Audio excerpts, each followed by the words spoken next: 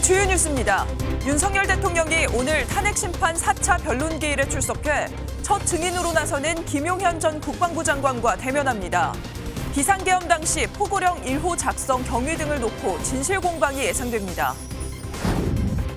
어제 국회 내란 국정조사 특위 첫 청문회에서 조태열 외교부 장관은 계엄 선포 직전 윤석열 대통령으로부터 직접 쪽지를 받은 것이 맞다고 말했습니다. 정치인을 체포하라는 윤 대통령의 지시가 있었다는 증언도 이어졌습니다. 국회가 오늘 본회의를 열고 서울 서부지법 난입 사태와 관련해 긴급 현안 질문을 진행합니다. 야당은 최상목 대통령 권한대행과 김서구 법무부 장관 대행 등에게 출석을 요구했습니다. 이재명 더불어민주당 대표가 오늘 공직선거법 위반 사건 항소심 첫 재판을 앞두고 법조항의 위헌 여부를 판단해달라며 위헌 법률 심판 제청을 신청했습니다. 국민의힘은 노골적인 재판 지연 전술이라고 비판했습니다. 시청자 여러분 안녕하십니까? 윤석열 대통령이 오늘 열리는 헌법재판소 탄핵 심판에 다시 한번 출석합니다. 그리고 재판의 첫 번째 증인으로 이번 비상계엄 사태의 핵심 인물인 김용현 전 국방부 장관이 나옵니다. 두 사람이 만나는 건 지난달 8일 검찰이 김용현 전 장관을 체포한 뒤 처음인데요. 비상계엄 당시 포고령 1호를 누가 작성했는지 윤석열 대통령이 김용현 전 장관에게 직접 질문을 던질 가능성도 있습니다. 오늘 굿모닝 MBN 첫 소식은 안정모 기자가 보도하겠습니다. 김용현 전 국방부 장관이 오늘 오후 헌법재판소에 윤석열 대통령 탄핵심판 4차 변론에 증인으로 출석합니다. 윤 대통령 측이 김 전 장관을 증인으로 신청한 만큼 윤 대통령이 직접 질문을 던질 가능성이 제기됩니다. 윤 대통령과 국회 양측은 계엄 선포 배경과 논의 과정 등을 두고 김 전 장관에게 질문을 쏟아낼 것으로 예상됩니다. 핵심 쟁점은 포고령 1호 작성 경위입니다. 앞서 윤 대통령 측은 포고령 1호 문구는 김 전 장관이 베껴온 것이고 윤 대통령은 그저 이를 부주의하게 간과했을 뿐이라며 작성 책임을 김 전 장관에게 돌렸습니다. 김용현 장관이 계엄령 선례를 참고하여 작성하였던 것으로 기억하고 있고 피청구인이 그에 대하여 검토하면서 하지만 김 전 장관 측은 전체적 검토는 대통령이 했다며 책임을 부인하고 있습니다. 정치활동의 금지에 대한 내용을 담고 있었기 때문에 그 점에 대해서 어떤 착오도 없었던 것 같습니다. 윤 대통령과 김 전 장관 사이에 가림막이 설치될지도 관심입니다.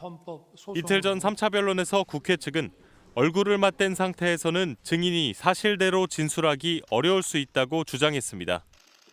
피청구인과 증인이 직접 눈을 마주치지 않을 수 있도록 가림막 같은 걸 설치한 상태에서 증인 신문이 이루어질 수 있도록 해주시기 바랍니다.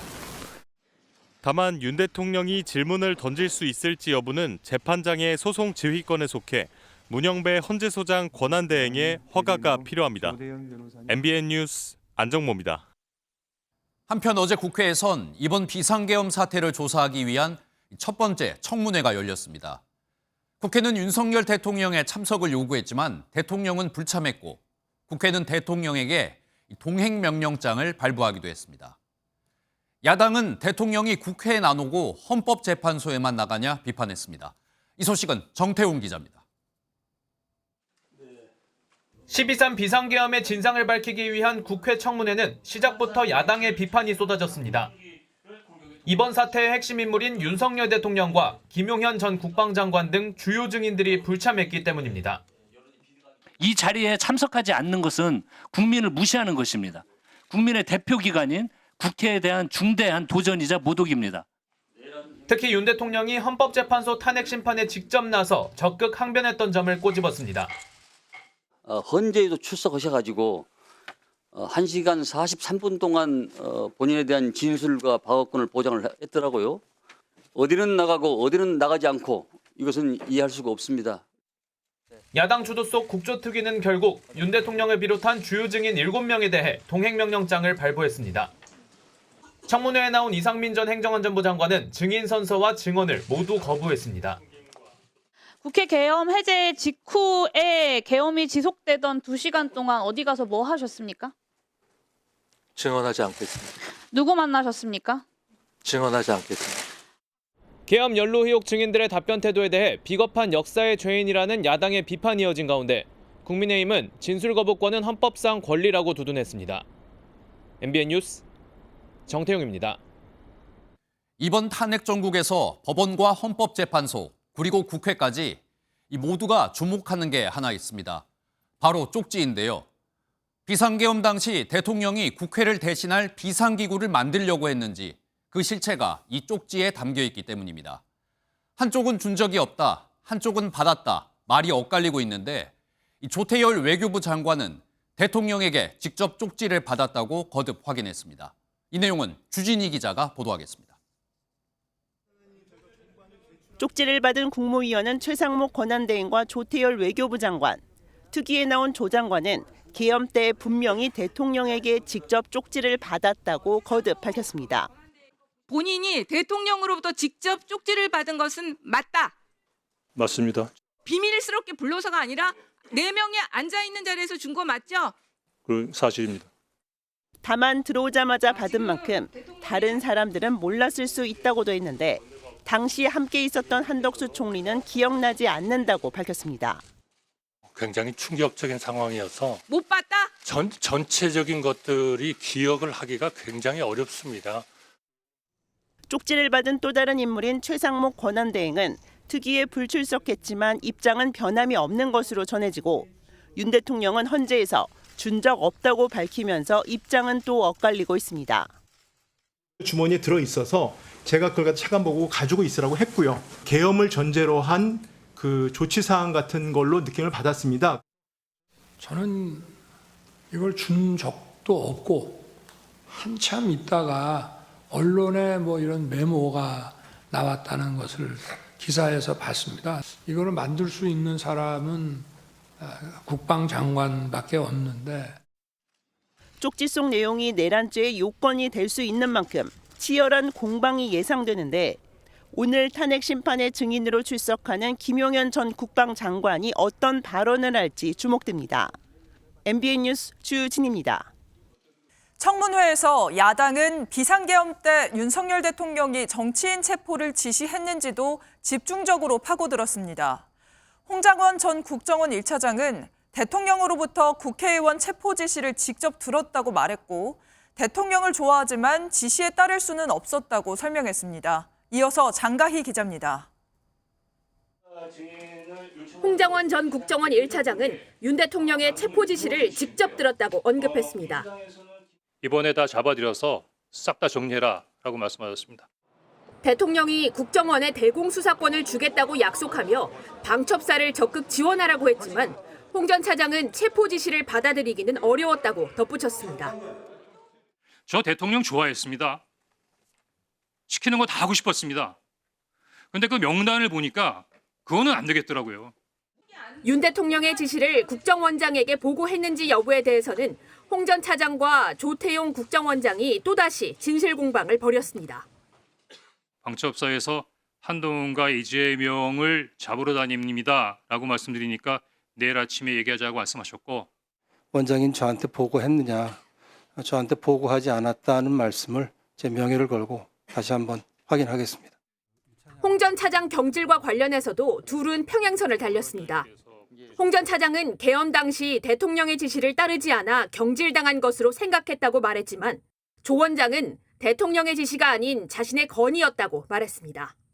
홍 전 차장은 또 자신이 체포 지시 관련 사항을 한동훈 대표 등 정치인에게 알려준 것이냐는 의혹에 강력히 부인했습니다. MBN 뉴스 장가입니다. 어제 국회 청문회엔 체포 과정에서 윤석열 대통령을 끝까지 지키려 했던 대통령 경호처의 김성훈 차장도 출석했습니다. 대통령의 비화폰 서버 삭제 지시부터 경호처 직원들의 생일 파티 동원 의혹까지 야당의 집중 추궁이 이어졌는데요. 경호처가 대통령과 주요 인물들에게만 제공하는 비화폰을 김건희 여사에게 제공했다는 새로운 의혹도 제기됐습니다. 계속해서 강영호 기자입니다. 당초 불출석 사유서를 제출했던 김성훈 대통령 경호처 차장은 청문회 직전 출석 의사를 밝히며 모습을 드러냈습니다. 윤석열 대통령의 비화폰 서버 삭제 지시 의혹과 관련해 자동 삭제되는 것이라 전혀 사실이 아니라고 부인한 가운데 김건희 여사에게도 비화폰을 제공했다는 의혹이 새롭게 제기됐습니다. S20 5G 모델 비화폰 한 대를 김건희 씨에게 지급했다라는 거고요. 맞습니까? 아닙니까? 확인해 드릴 수 없습니다. 그리고 이런 세세한 사항까지 제가 알 수도 없는 영역입니다. 경호처 직원들을 동원한 윤 대통령 생일 파티 논란에 대해서도 지적이 잇따랐는데 김 차장은 당연히 할 수 있다는 입장을 고수했습니다. 여경까지 또 불렀다는 제보가 있어요. 거기다 또 30만 원 줬대요. 아니 이거 뭐 진짜 기쁨조니까? 경호처가 이런 행위를 했다면 그거는 이벤트 회사죠. 저희도 저희 직원 동원해서 기획하고 싶지 않았지만 그 기획사가 몇 억씩 들어간다고 하더라고요. 이와 관련해 여당에선 전직 대통령의 생일에도 비슷한 행사가 있었다고 경호처를 두둔하기도 했습니다. 이번 청문회에는 윤 대통령에 대한 체포영장 집행을 저지하라는 지시를 거부했던 경호부장들이 출석해 직무 배제 사실을 증언하기도 했습니다. MBN 뉴스 강영우입니다. 다음 소식입니다. 윤석열 대통령에게 구속영장이 발부된 지난 19일 새벽 서울 서부지법에서 난동을 부린 피의자 56명이 무더기로 구속됐습니다. 법원 7층에 있는 판사 집무실을 부수고 들어간 40대 남성도 긴급 체포돼 구속영장이 신청됐습니다. 장덕진 기자가 보도합니다. 윤석열 대통령이 구속된 뒤 서울 서부지법에 모였던 지지자들이 곳곳에서 난동을 부립니다. 급기야 경찰들에게 달려들고 일대는 아수라장이 됩니다. 법원 후문을 통해 진입한 이들은 유리문을 산산조각 냈고 다른 사람에게 위층으로 올라오라고 부추기기도 합니다.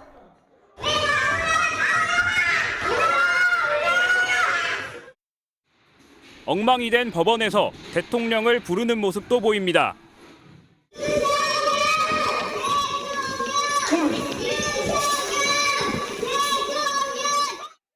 결국 현행범으로 90명이 체포됐는데 이들 가운데 58명이 그제 법원에 출석해 구속영장 심사를 받았습니다. 법원은 도주와 증거인멸 우려가 없는 2명을 제외하고 56명을 구속했습니다. 앞서 지난 20일에 구속된 2명까지 법원 난동에 연루된 58명의 신병이 확보됐습니다. 경찰은 체증 영상 등을 통해 가담자들을 추적하고 있어 피의자는 더 늘어날 수 있습니다. 경찰은 이곳 서부지법 7층 판사실에 출입문을 부수고 침입한 40대 남성도 지난 20일 긴급 체포해 구속영장을 신청한 상황입니다. 경찰은 난동을 부린 피의자들의 범행 동기와 이들을 부추긴 배후 세력이 있는지도 조사할 방침입니다. 판사살인 예고글 게시자 등 3명을 검거한 경찰은 55건의 사법부 테러 협박글 역시 수사하고 있다고 밝혔습니다. MBN 뉴스 장덕진입니다. 오늘 하루 중요한 일정을 소개해드리는 굿모닝 오늘입니다. 어떤 일정이 있는지 함께 살펴보겠습니다. 국회가 오늘 오후 본회의를 열고 지난 주말 서울 서부지법 난입 사태와 관련한 긴급 현안 질문을 진행합니다. 야당은 최상목 대통령 권한대행과 김서구 법무부 장관 대행, 천대엽 법원 행정처장 등에게 출석을 요구했습니다. 12.3 비상계엄 사태 당시 계엄군의 주축이 됐던 지휘관들에 대한 재판이 시작됩니다. 중앙지역 군사법원은 오늘 박안수 육군참모총장, 이진우 전 수도방위사령관, 곽종근 전 특수전사령관에 대한 공판 준비기일을 진행할 예정입니다. 인천 미추홀구에서 발생한 수백억 원대 전세 사기 사건의 주범 남모 씨에 대한 대법원 판결이 오늘 선고됩니다. 1심은 사기죄 법정 최고형인 징역 15년을 선고했지만 2심 재판부는 징역 7년으로 감형한 바 있습니다. 지금까지 굿모닝 오늘이었습니다. 앞서 전해드린 국회 청문회에 이어 공수처도 윤석열 대통령에 대한 압박을 이어가고 있습니다. 대통령실과 관저에 대한 압수수색에 나섰는데 하지만 경호처의 반대로 이번에도 무산됐습니다. 경호처는 김건희 여사도 경호 대상이라며 공수처의 압수수색을 거부했습니다. 먼저 최희지 기자입니다. 공수처 수사 인력들은 어제 오전 10시 30분쯤 공수처를 빠져나와 대통령실로 향했습니다. 대통령실과 한남동 관저 압수수색에 나서기 위해서입니다. 윤 대통령이 공수처 수사에 계속 불응하자 직접 증거 확보에 나선 걸로 풀이됩니다. 공수처가 압수수색을 통해 확보하려는 물증은 계엄 당일 현장 지휘관들과 통화했다고 알려진 비아폰 서버 기록과 대통령실 내 PC 등 전산 장비가 포함됩니다. 하지만 경호처에 가로막혔고 장시간 대치 끝에 불발됐습니다. 압수수색 시도에 나선 후 5시간 20분 만입니다. 김성훈 경호처 차장은 국회 국정조사 특별위원회에 출석해 압수수색 허가는 어렵다는 취지의 입장을 밝히기도 했습니다. 진실을 밝히기 위해서 이 부분에 대해서 좀 승인을 해주시지 그래요? 관련 법률에 따라 판단할 겁니다. 그리고 저희 경호 대상자는 명부인님도 경호 대상자입니다. 대통령 경호처는 그동안 군사상 비밀 장소에 대한 압수와 수색의 제한 조항인 형사소송법 110조 등을 근거로 경찰에 4차례에 걸친 삼청동 안가나 대통령실 등에 대한 압수수색을 불허해왔습니다. MBN 뉴스 최희지입니다. 보신 것처럼 윤석열 대통령에 대한 공수처 조사는 계속해서 실패하고 있습니다. 어제도 대통령을 강제로 조사실에 데려오려 했지만 성공하지 못했습니다. 수사를 제대로 진행하지 못하는 모습인데 이런 와중에 이 공수처가 대통령의 병원 진료 일정을 미리 통보받고도 몰랐다 밝힌 것으로 알려져 논란이 일고 있습니다. 이 내용은 심동욱 기자가 보도하겠습니다. 공수처가 윤석열 대통령에 대한 3차 강제 구인도 실패했습니다. 공수처는 어제 오전 10시 20분쯤 윤 대통령에 대한 조사를 위해 서울구치소를 찾았지만 윤 대통령 측의 거부로 이뤄지지 않았습니다. 공수처는 5시간가량 설득에 나섰지만 윤 대통령 측은 공수처 수사를 받지 않겠다는 기존 입장을 고수했습니다. 공수처는 강제 구인 불발에 대비해 서울구치소 내부에 조사실을 꾸려 현장 조사까지 염두에 뒀지만 윤 대통령 거부로 모두 무산됐습니다. 구속영장 또 소환에 불응하고 있는 상태입니다. 우리 공수처는 법 질서 테두리 내에서 최대한 노력하는 모습을 보이는 게 맞다고 생각합니다. 공수처는 지난 2013년 대법원 판례를 들어 강제 구인이 법적으로 문제가 없다고 판단하고 있습니다. 하지만 현직 대통령의 경우 경호 문제 등이 얽혀 있어 일반 피의자처럼 물리력을 동원하기는 어렵다는 분석도 나옵니다. 공수처는 지난 21일 윤 대통령의 진료 일정을 전달받지 못해 2차 강제 구인이 무산됐다고 밝혔었는데 법무부 반박에 입장을 번복했습니다. 공수처는 윤 대통령 조사를 위해 당일 오후 6시쯤 서울구치소를 찾았는데 서울구치소가 이보다 앞선 오후 5시 11분에 공수처 측에 윤 대통령의 외부 진료 일정을 전달했던 겁니다.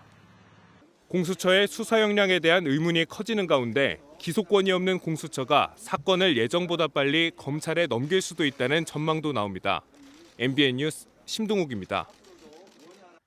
한편 공수처에서 윤석열 대통령 사건을 곧 넘겨받게 될 검찰이 한덕수 국무총리를 불러 조사했습니다. 대통령을 조사하기에 앞서서 비상계엄 선포 당시 이 국무회의에서 어떤 일이 있었는지 확인하려는 걸로 보입니다. 보도에 우종환 기자입니다. 검찰 비상계엄 특별수사본부가 지난 21일 한덕수 국무총리를 피의자 신분으로 불러 조사했습니다.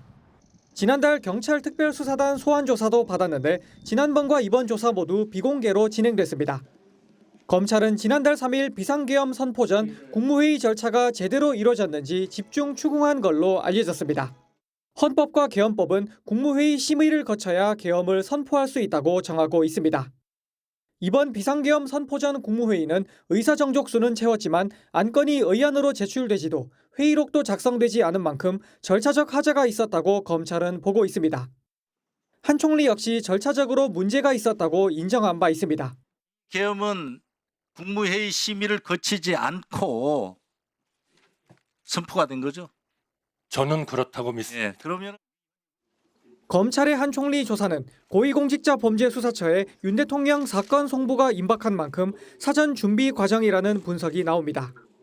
계엄 선포 전 국무회의에 참석한 국무위원 11명 중 검찰은 한 총리를 포함해 최상목 대통령 권한대행 등 7명을 조사했고 조만간 박성재 법무부 장관도 부를 예정으로 알려졌습니다. MBN 뉴스 우종환입니다. 이번엔 저희 MBN 단독 보도로 이어가겠습니다. 전해드린 것처럼 윤석열 대통령은 공수처의 조사를 계속 거부하고 있죠. 그런데 대통령이 공수처 대신 이 검찰 조사엔 협조할 것 같은 분위기입니다. 공수처와 달리 검찰은 기소권을 갖고 있기 때문에 이 검찰 조사에도 위법성을 묻는 건 무리라고 판단한 것 같습니다. 이혁재 기자가 단독 보도합니다. 고위공직자범죄수사처의 강제구인 절차에 응하지 않고 있는 윤석열 대통령.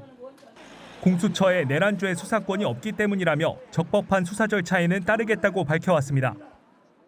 수사 권한을 가진 기관에서 해야 된다는 것이고 법에 정해진 절차를 따라야 된다는 것이죠. MBN 취재 결과 윤 대통령 측은 공수처로부터 사건을 넘겨받은 검찰 특별수사본부가 구치소로가 방문 조사를 할 경우에는 응할지 검토 중인 것으로 확인됐습니다. 검찰의 내란죄 수사가 적법한지도 검토해보고 있다며 공수처를 상대할 때와 달리 신중한 태도를 보였습니다. 앞서 검찰은 김용현 전 국방부 장관 구속영장을 발부받으면서 수사권을 인정받은 바 있습니다.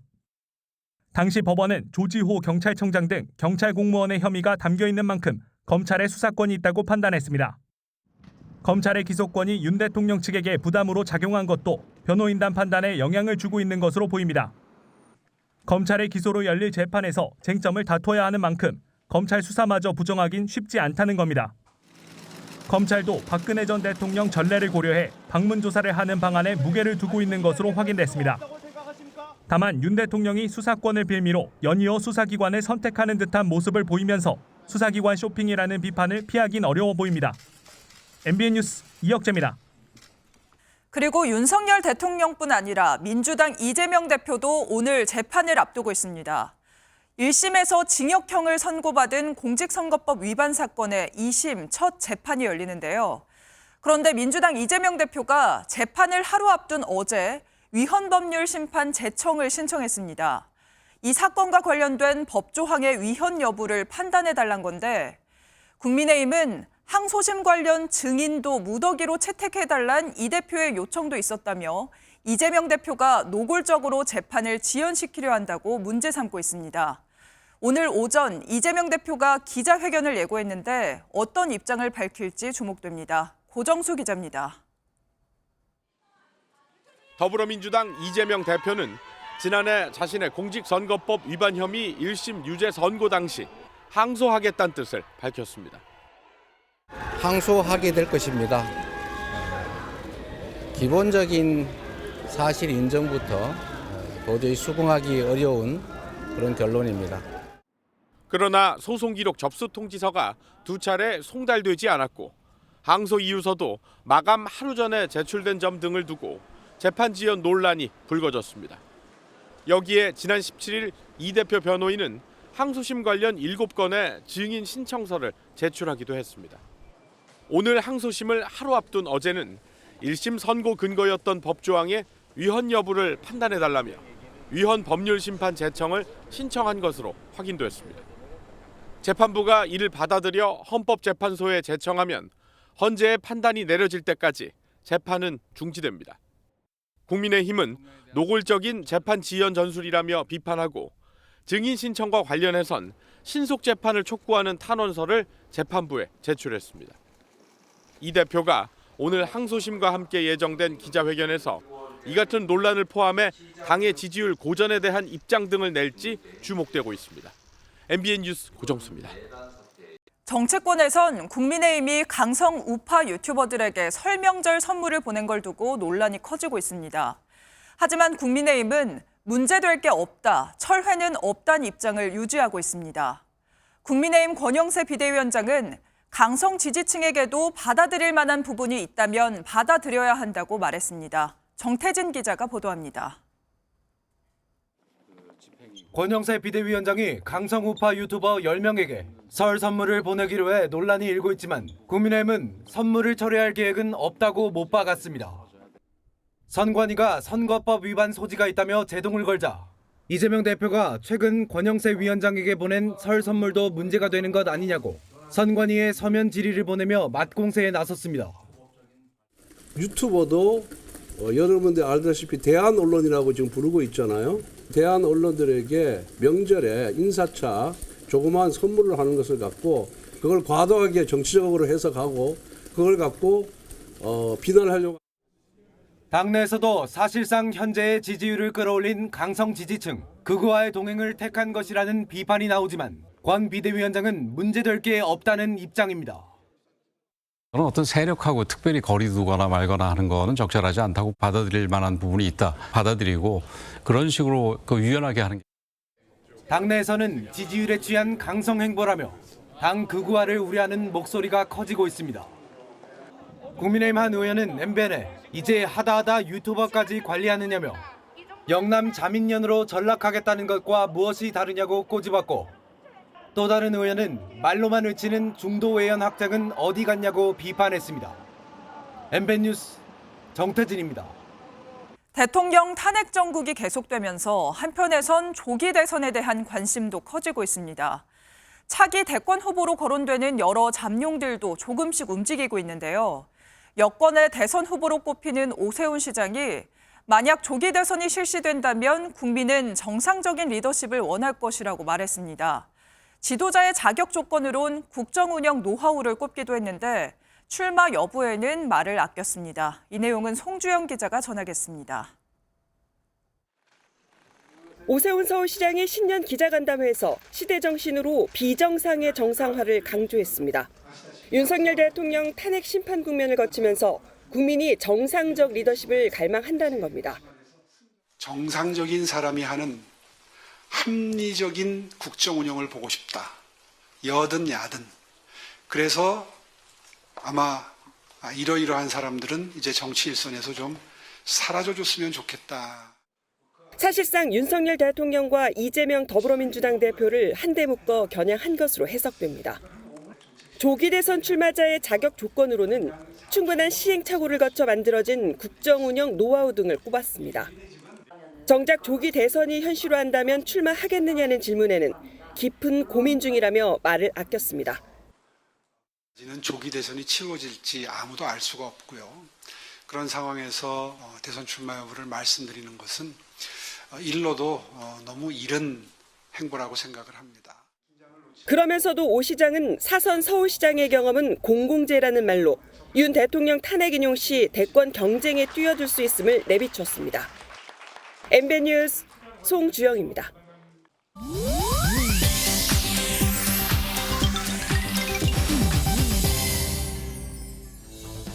인터넷에선 어떤 소식들이 화제일까요? 인터넷 와글와글입니다. 한 시민이 영하의 날씨에 내복만 입고 돌아다니던 치매 노인을 발견하고 보호해준 사연이 전해졌습니다. 최근 경찰청 유튜브 채널을 통해 공개된 영상에는 지난 10일 오전 서울의 한 편의점 앞에서 벌어진 상황이 포착됐는데요. 당시 체감온도 영하 15도의 추운 날씨에 외투를 입지 않은 여성과 외투를 입고 뒤따라오는 어르신의 모습이 담겼습니다. 여성이 추위에 떨고 있는 할머니를 발견하고 자신의 외투를 벗어준 건데요. 어르신은 1시간 넘게 길을 헤매고 있던 치매 노인이었습니다. 여성은 편의점에서 따뜻한 음료를 사서 할머니 손에 쥐어주고 경찰이 올 때까지 보살폈고 덕분에 할머니는 무사히 가족에게 돌아갈 수 있었는데요. 누리꾼들은 어르신이 좋은 사람을 만나 천만다행이다. 아직 세상은 따뜻하다 등의 반응을 보였습니다. 경기도 파주에서 일하는 태국인 형제가 한국의 로또 1등에 당첨돼 약 40억 원의 당첨금을 받게 됐습니다. 태국 현지 매체 등은 한국에서 일하는 태국인 형제가 지난 18일 추첨한 로또 1155회차 1등에 당첨됐다고 전했는데요. 이 태국인 형제는 한국으로 넘어와 약 5년 동안 합법적으로 일해왔습니다. 당첨 소식은 한국에 거주하는 또 다른 태국인의 SNS를 통해 알려지기도 했는데요. 이번 당첨금의 예상 실수령액은 약 27억 5,700만 원입니다. 소식을 접한 태국 누리꾼들은 백만장자가 된 걸 축하한다. 로또 어디서 살 수 있냐. 소름 돋는다 등의 댓글을 남겼다고 하네요. 영국에서 모발 이식 수술을 받았다가 뜻밖의 부작용에 시달린 한 남성의 사연이 전해졌습니다. 최근 런던의 유명 헤어 클리닉에서 8,000개의 머리카락 이식 수술을 받은 카나플렉스 씨는 수술을 받고 이틀 후 머리가 부풀어 올랐다면서 SNS에 이 모습을 공유했는데요. 이마에 두른 두툼한 밴드 위로 머리가 풍선처럼 불룩하게 부풀어 있습니다. 이런 모습을 하고도 플렉스 씨는 수술은 쉬운 일이었다. 궁금한 게 있으면 연락하라고 말해 누리꾼들의 걱정을 샀다고 하는데요. 이 영상은 800만 회 넘게 조회되면서 온라인상에서 크게 화제가 됐고 다행히 이후에 공개한 영상에서는 머리가 회복된 모습을 보였다고 하네요. 인터넷 와글와글이었습니다. 우리나라에 더 머물기 위해서 일부러 신체를 훼손한 외국인 노동자들이 있습니다. 그리고 이 상처를 공사장에서 일하다 다친 것처럼 꾸며 보험금을 타내도록 알선한 브로커들이 붙잡혔습니다. 이렇게 타간 보험금만 5억 원에 달했습니다. 박상호 기자입니다. 경찰이 30대 외국인 노동자의 신원을 확인합니다. 산재 신청한 거 있죠? 뭐라고? 산재 신청한 거. 그래. 반말하지 말고. 네. 이 여성은 공사장에서 일하다 허리를 다쳤다며 산업재해를 신청했고 산재 보험금 400만 원을 받았습니다. 원래부터 허리 디스크가 파열된 상태였지만 공사장에서 다쳤다고 거짓말을 한 겁니다. 또 다른 외국인 노동자는 일부러 자신의 손가락을 절단하고 1,500만 원의 산업재해 보험금을 타갔습니다. 모두 가짜 사업장을 낸 브로커와 짠 자해범들입니다. 외국인들에게 손을 안 자를 거냐고 다그치며 일을 꾸민 브로커는 보험금이 들어오면 30% 정도를 수수료로 챙겼습니다. 이들이 노린 건 보험금 돈이 전부가 아닙니다. 산업재해로 인정받으면 길게는 2년까지 한국에서 치료를 목적으로 더 머무를 수 있게 해주는 제도의 허점을 악용했습니다. 산업재해를 당하면 산재비자가 나온다는 사실을 알고 체류 자격이 이제 만료되는 그 시점에 범행을 저지르게 된 것입니다. 최근 2년 동안 이런 식으로 타간 보험금만 5억 원. 일부는 불법 체류 상태에서 신분까지 위장한 것으로 확인됐습니다. 경찰은 붙잡힌 16명 가운데 14명을 구속하고 불법 체류 외국인들은 재판이 끝나는 대로 강제 추방하기로 했습니다. MBN 뉴스 박상호입니다. 동물들의 복지를 위해서 사육 환경을 알 수 있도록 달걀에 난각 번호를 적어야 한다는 사실 알고 계십니까? 벌써 시행된 지 7년이 지났는데요. 하지만 법은 제대로 지켜지지 않고 있습니다. 식품당국이 2달 동안 조사를 벌였더니 위조된 달걀이 무려 56만 개에 달했습니다. 돈을 더 주고 친환경 달걀을 사온 소비자들은 분통을 터뜨렸습니다. 한범수 기자가 취재했습니다. 시중 마트에 진열된 달걀을 보면 숫자와 알파벳으로 난각 번호가 찍혀 있습니다. 달걀 껍데기에 적힌 앞 4자리는 산란일자, 중간 5자리는 농장 고유 번호, 그리고 마지막 한 자리는 사육 환경을 의미합니다. 사육 환경 번호는 4등급으로 나뉘어 있는데 4번은 비좁은 우리에서 생산된 것이고 1번은 자유 방목 상태인 닭이 낳은 겁니다. 작은 숫자로 갈수록 더 좋은 조건에서 나온 달걀인데 가격 차이가 최대 4배에 달합니다. 식품 당국이 2달 동안 조사한 결과 1번으로 위조한 달걀이 무려 56만 개에 달했습니다. 2억 5천만 원어치입니다. 사육 투수에 비해 1번 달걀을 더 많이 유통하는 점을 확인을 하고 기획 점검을 하게 되었습니다. 유통 단계에서 난각 번호를 찍는데 수집업자가 번호를 속여 폭리를 취한 겁니다.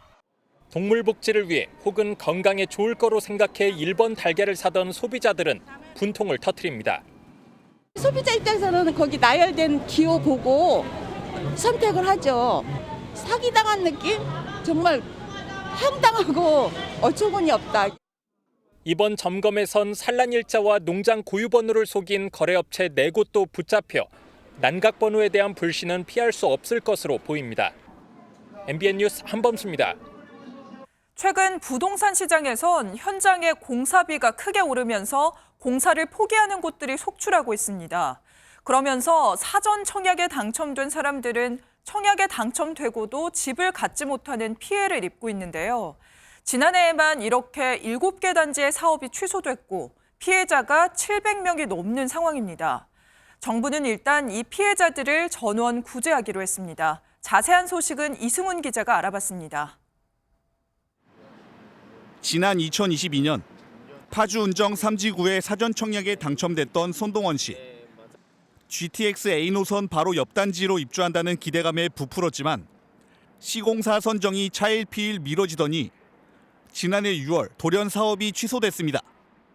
내 집 마련의 기회도 청약 자격도 날아갔고 기댈 곳 하나 없이 기약 없는 기다림이 이어졌습니다.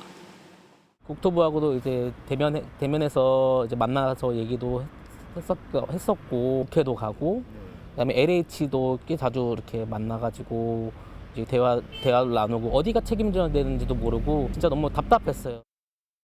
공공 청약 그 프로세스에 들어와서 청약을 받은 거기 때문에 공공에서 이 신뢰 보호 차원에서 그런 입장을 가지고 검토를 해보도록 하겠습니다. 이처럼 사업이 취소된 단지는 지난해에만 7곳으로 피해자만 700명이 넘습니다.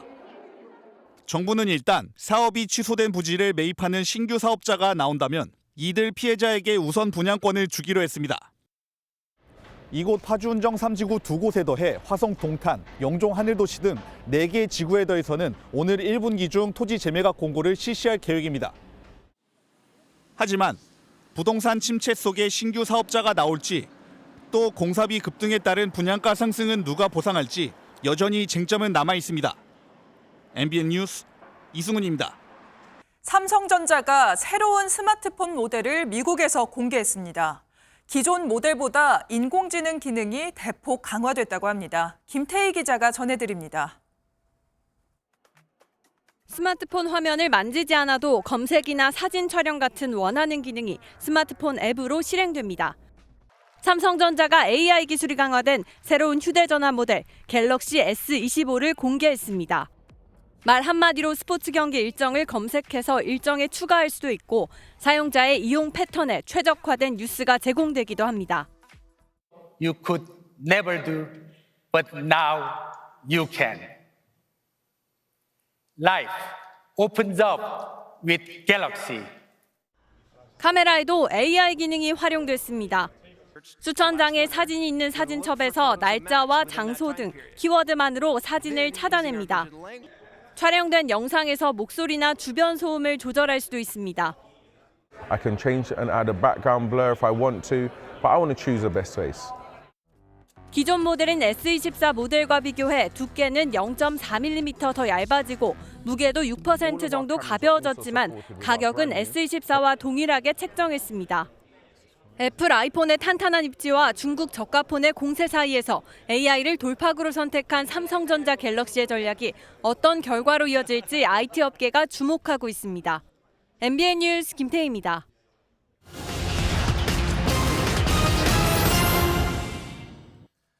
해양수산부가 설 명절을 맞아 내일부터 다음 달 2일까지 연안 여객선 운항을 늘린다고 밝혔습니다. 예비선 5척이 늘어난 126척을 운항하고 이 운항 횟수는 평소보다 7% 늘어난 7,600회에 달할 걸로 보이는데요.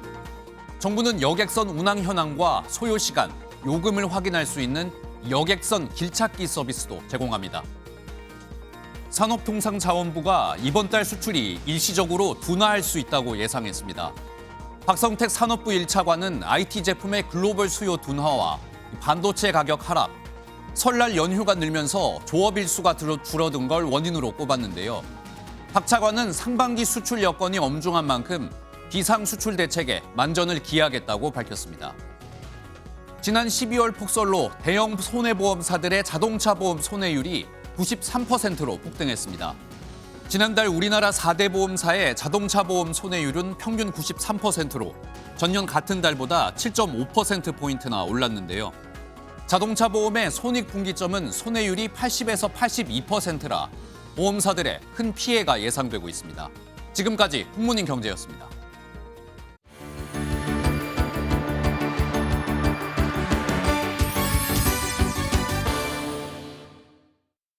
굿모닝 월드입니다. 모성에는 사람이나 동물이나 다를 바가 없는데요.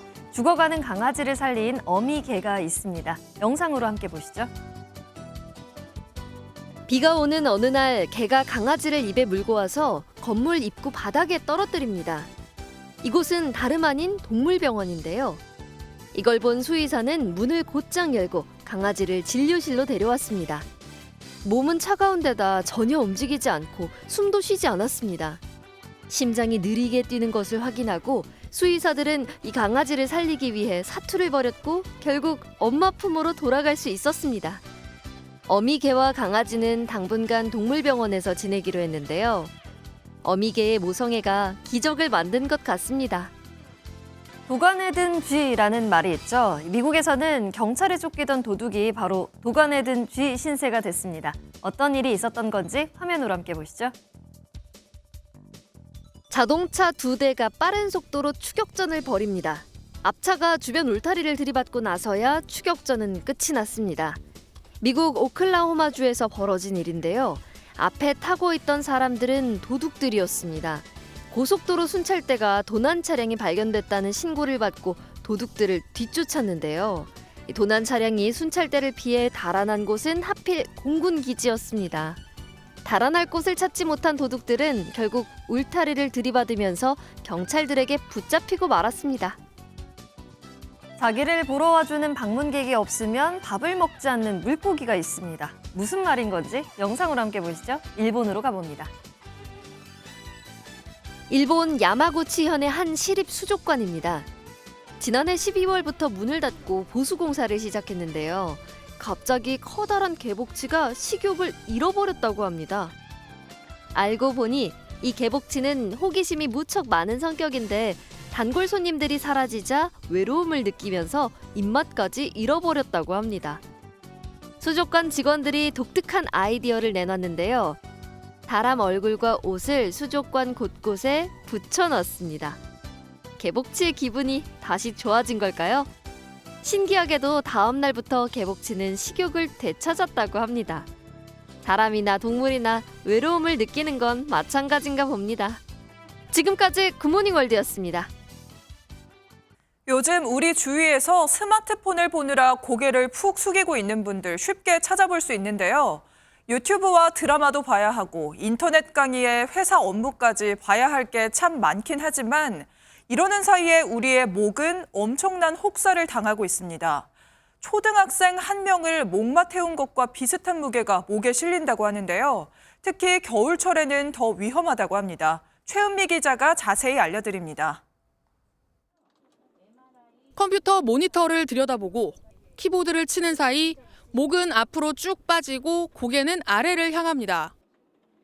스마트폰을 쓸 땐 고개를 더 떨굽니다. 거북이가 목을 뺀 듯한 자세로 인한 통증은 거북목 증후군이라 부릅니다. 일을 이제 오랫동안 하다 보면 집중하느라 처음엔 잘 모르는데 이제 화면을 계속 이렇게 앞으로 보고 있으니까 좀 멈춰 있다가 이제 뗄 때만 아프더라고요. 통증을 참지 못해 병원을 찾은 환자는 238만 명. 20명 중 1명은 거북목 증후군을 앓고 있는 셈입니다. 목 연골이 망가지며 목 디스크는 물론 목과 연결된 척추까지 뒤틀릴 수 있습니다. 이렇게 바른 자세로 서 있을 때도 우리의 목은 5kg의 머리 무게를 감당해야 하는데요. 스마트폰을 보기 위해 고개를 숙였을 때 얼마만큼의 하중이 더해지는지 확인해봤습니다.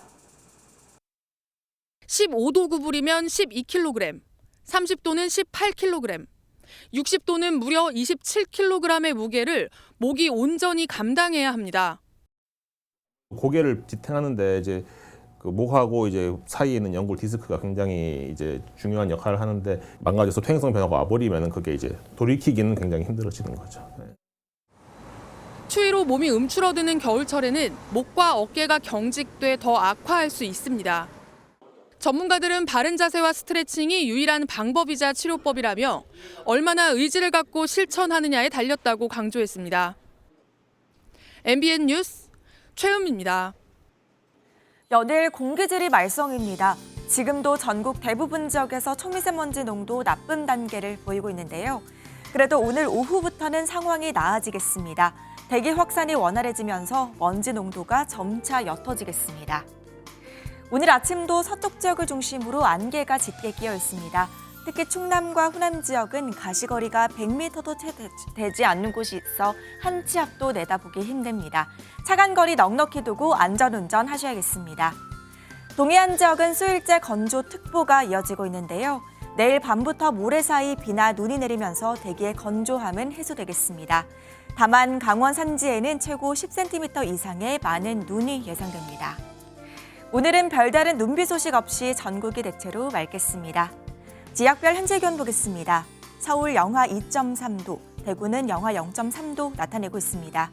낮 기온은 서울이 6도, 대전 9도, 부산은 14도까지 올라 어제와 비슷하겠습니다. 설 연휴인 다음 주 월요일에는 전국에 추위를 부르는 눈비가 내리겠습니다. 내셨습니다. 목요일 아침 굿모닝 MBN 마치겠습니다. 저희는 내일 아침 7시에 다시 찾아뵙겠습니다. 오늘도 좋은 하루 보내세요. 고맙습니다.